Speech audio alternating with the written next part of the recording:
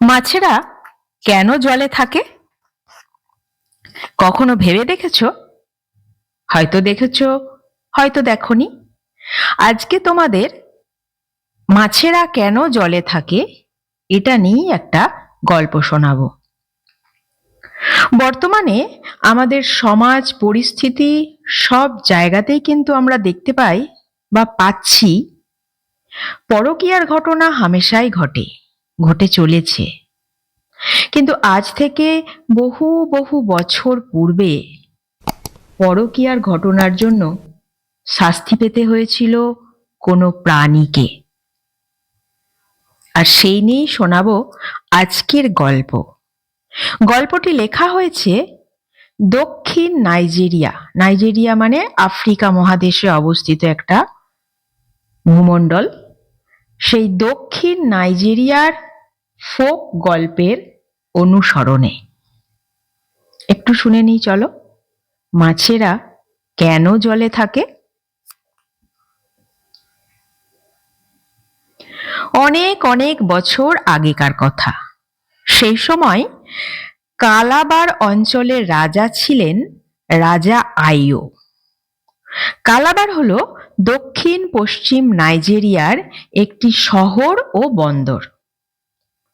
সেই সময়ে কিন্তু মাছেরা ডাঙাতেই বাস করত। কি শুনে ভাবছো? সেই কবি যোগীন্দ্রনাথ সরকারের লেখা মজার দেশের কথা, যেখানে সেই লাইনটা ছিল, ডাঙায় চড়ে রুই কাতলা জলের মাঝে চিল।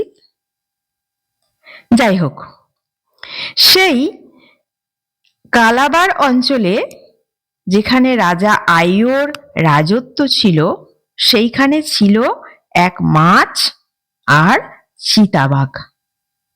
আরো প্রাণীরা ছিল, কিন্তু মাছ এবং চিতাবাঘের মধ্যে ছিল গভীর বন্ধুত্ব। দুজনের মধ্যে বন্ধুত্ব এতটাই গভীর যে মাছ মাঝে মাঝেই চিতাবাঘের বাড়ি যেত। সেখানে আনন্দ হাসি ঠাট্টা করত, খাওয়া দাওয়া করত, এভাবেই চলছিল। এদিকে চিতাবাঘের একটি সুন্দরী স্ত্রী ছিল। মাঝে মাঝে যেতে যেতেই হলো কি, মাছ চিতাবাঘের স্ত্রীর প্রেমে পড়ল। কিছু সময় পরে চিতাবাঘ যখন বাড়িতে থাকতো না, মাছ তখন চিতাবাঘের বাড়ি যেতে শুরু করলো। এভাবেই চলছিল মাছ আর চিতাবাঘের স্ত্রীর প্রেমালাপ পর্ব। কিন্তু সেখানে বাদ সাধল চিতাবাঘের এক বৃদ্ধা প্রতিবেশী। একদিন ওই প্রতিবেশী বৃদ্ধা মহিলা চিতাবাঘকে সব জানিয়ে দিল। চিতাবাঘ তো প্রথমে শুনে কিছুই বিশ্বাস করতে চায়নি। সে কেবল ভেবেছিল মাছ তার এতদিনের বন্ধু, সে কখনোই এত খারাপ কাজ করতে পারে না। কিন্তু ভাবলে হবে কি,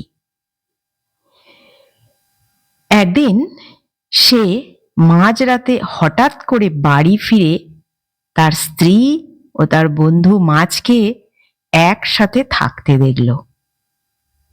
এই ঘটনায় চিতাবাঘ তো খুব রেগে গেল, আর রেগে গিয়ে সে বন্ধুকে মেরে ফেলতেই উদ্যত হলো। কিন্তু হঠাৎ করে সে ভাবল, সে যদি বন্ধুকে মারে বা সে যদি মরে নাও যায়, তবে তো সে তার আড়ালে তার বউয়ের সঙ্গে, তার স্ত্রীর সঙ্গে একই কাজ করবে। সুতরাং তাকে এইভাবে শাস্তি দিলে হবে না। তার চেয়ে বরং রাজার কাছে খবরটা পৌঁছাতে হবে, যাতে রাজা এর বিচার করতে পারে। রাজা তো সব কিছু শুনে বিচার সভা বসালো। প্রথমেই রাজা চিতাবাঘকে জিজ্ঞাসা করল, এবং চিতাবাঘ যা কিছু জানে সব কিছু রাজাকে জানালো। যখন রাজা মাছকে জিজ্ঞাসা করল, মাছ তার নিজের আত্মপক্ষ সমর্থনে কোনো কথাই বলতে পারল না।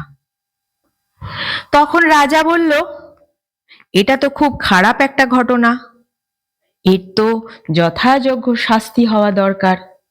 শাস্তি না হলে পরের পর প্রজন্ম প্রজন্ম ধরে এই একই কাজ হয়ে যাবে। তাই রাজা বললেন, মাছ ছিল চিতাবাঘের বন্ধু। চিতাবাঘ তাকে বিশ্বাস করেছিল, কিন্তু মাছ তার বিশ্বাসের সুযোগ নিয়ে তার সঙ্গে বিশ্বাসঘাতকতা করেছিল। তাই এর শাস্তিস্বরূপ রাজা আদেশ দিচ্ছেন যে এখন থেকে মাছ চিরকালের জন্য জলে থাকবে, আর যদি ডাঙাতে কখনো সে আসে তবে মাছ কিন্তু মারা যাবে। রাজা আরো বললেন যে যে কোনো প্রাণী মাছ যদি ধরতেই পারে তবে সে সেই মাছ খেয়ে নিতেও পারে। মানে যদি কেউ মাছ ধরতে পারে তবে মাছ তার খাদ্য হিসেবে গণ্য হয়ে যাবে, সে যে প্রাণী হোক না কেন।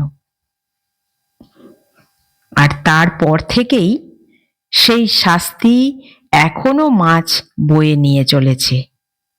তোমরা জানো, এখনো মাছ কিন্তু সেই জন্যেই জলে থাকে। কেমন লাগলো বন্ধুরা আমার গল্পটা? কমেন্ট করে জানিও কিন্তু।